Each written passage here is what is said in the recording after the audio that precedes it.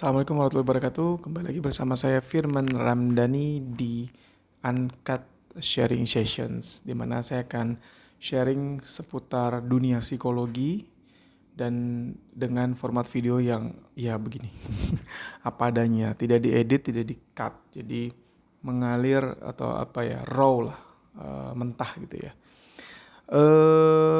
Seperti biasa, karena saya sambil nunggu pasien, jadi saya sesekali akan lihat handphone. Dan kalaupun nanti ada yang ngetok, ya nikmatin aja. Karena ini pintu masuk di Poli Psikologi di Brawijaya Hospital Duren 3, tempat saya praktek.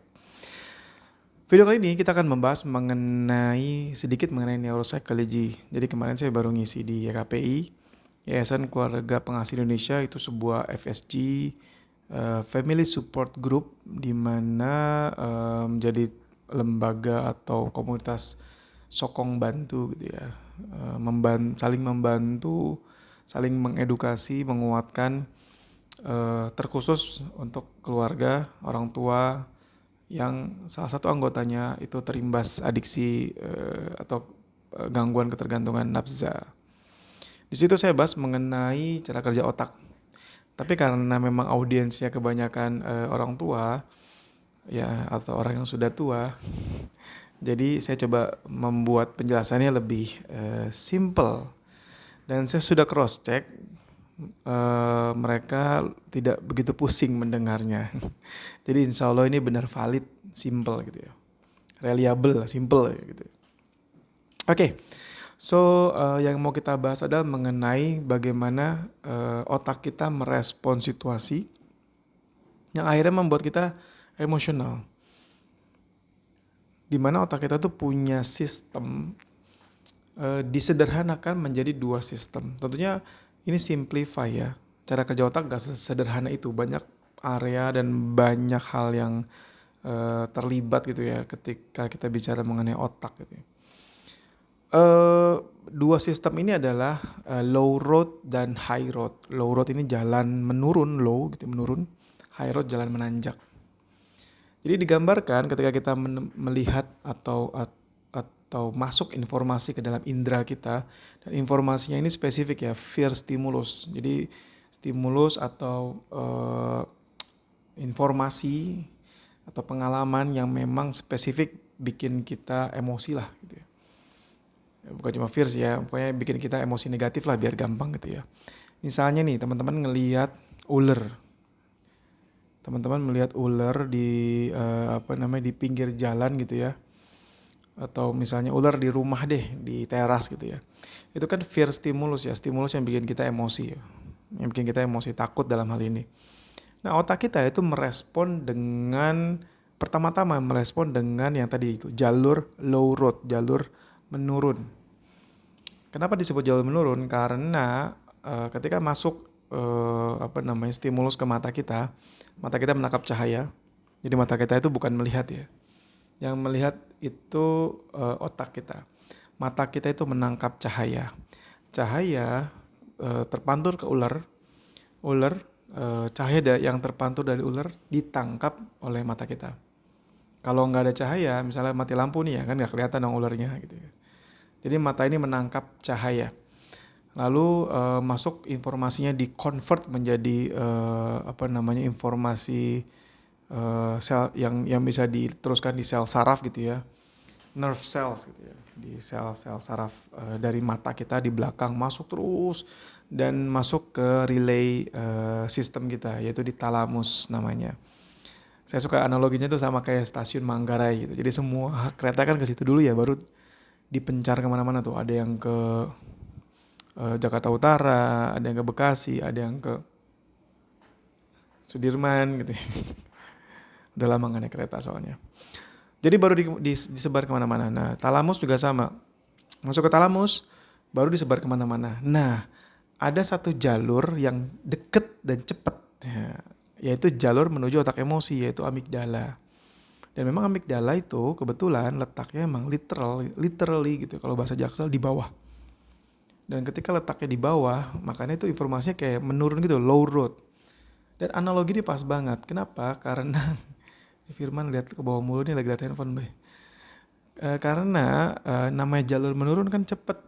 dan namanya cepat itu nggak butuh tenaga, jadi kayak effortless gitu ya.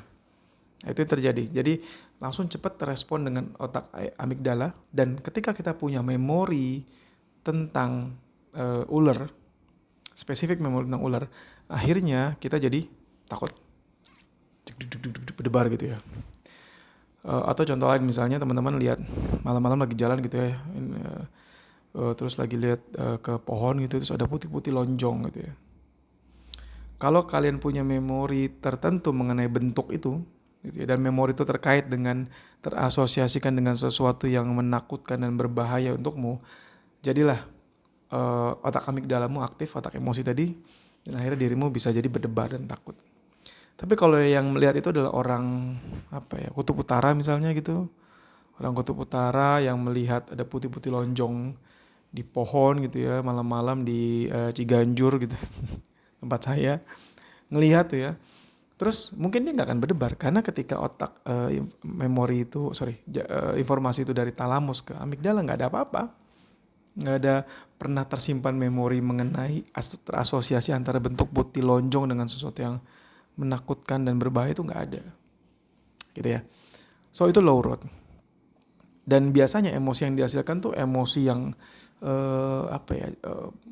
kita bilang survival mode gitu ya, cepat dan tujuannya memang untuk menyelamatkan diri, untuk kita bisa melewati bahaya itu gitu misalnya. Kayak tadi ketika ngeliat ular langsung deg-degan kan, langsung aktiflah sistem fight or flight kita, lari atau kabur gitu ya, sama ya, lari atau berantem, fight or flight. Oke, so sistem yang kedua namanya high road, jalan menanjak. Nah, jalan menanjak ini itu ketika dari talamus itu informasi dibawa ke korteks di atas, ke area yang paling permukaan kita nih namanya korteks, termasuk ke area yang disebut executive function, yaitu prefrontal cortex yang ada di jidat kita nih, termasuk area itu gitu ya. Baru dari situ dikirim balik lagi ke bagian otak emosi, yaitu amigdala. Jadi prosesnya lebih panjang dan benar-benar literally menanjak gitu ya, karena kan ke atas ya. Talamus tuh di tengah-tengah, ke atas gitu. Tadi kan ke amigdala langsung itu nurun, nih ke atas nih. Yang namanya menanjak kan pasti lebih capek ya, lebih effort, ada tenaga. Dan betul tapi hasilnya emosi yang dihasilkan tuh lebih tepat. Tapi butuh effort. Effortnya apa sih? Effortnya itu berpikir, mengingat, mempertimbangkan, menganalisa, membandingkan gitu ya. Melihat cost and benefit, untung ruginya gitu. Nah, itu yang dilakukan ketika jalurnya ini naik ke high road.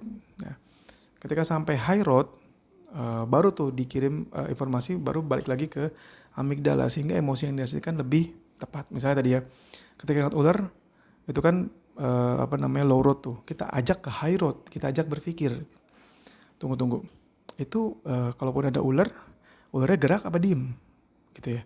Ularnya kelihatannya aktif atau pasif nih. Terus jarak kita jauh apa deket nih? Kira-kira kita punya alat bantu apa nih? Ularnya kira-kira besar atau kecil nih? Kita punya alat bantu apa nih? Ada orang lain gak dekat kita yang bisa kita minta bantuan misalnya? Atau mungkin misalnya ini ada anak kecil nggak ya yang dekat sini sehingga kita belum mengamankan dia dulu gitu ya. Jadi banyak hal yang kita bisa pikirkan. Setelah itu memang sih masih takut tapi takutnya akan menurun, jadi takutnya itu pas gitu ya. Emosi yang dihasilkan tuh lebih tepat gitu ya. Dan dalam terapi itu sebenarnya terutama dari CBT ya, Cognitive Behavioral Therapy, itu sangat melatih klien atau pasien ini untuk mengaktifkan jalur high road itu. Semakin sering high road, sama kayak ya kita olahraga ya, semakin sering jalan menanjak, kan biasa kita jadi gak capek lagi. Oke, sekian video kali ini karena pasien sudah datang. Semoga bermanfaat, jangan lupa like, comment, dan share sebanyak-banyaknya. Terima kasih, semoga jadi amal jariah buat kita semua. Assalamualaikum warahmatullahi wabarakatuh.